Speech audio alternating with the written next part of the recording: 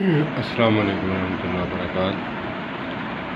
علامہ مولانا اشرف سیالوی رحمۃ اللہ تعالیٰ علیہ، جو کہ بریلوی مسلک اہل سنت کے ہیں، وہ فرماتے ہیں کہ مجھ سے کسی نے سوال کیا کہ آقا کریم علیہ الصلوۃ والسلام حضور نبی کریم صلی اللہ تبارک و تعالیٰ علیہ وآلہ وسلم کا علم کلی تھا یا جزوی تھا؟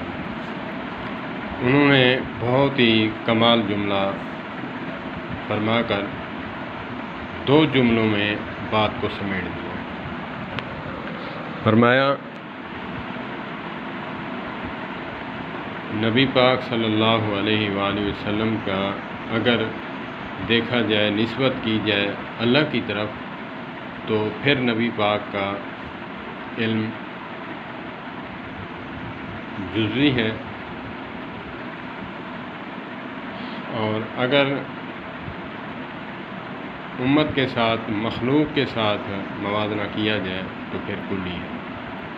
اللہ پاک بڑے بڑے علماء کے ساتھ ہمیں وابستہ رکھے اور ہمیں علم سیکھنے اور اس پر عمل کرنے کی توفیق عطا فرمائے۔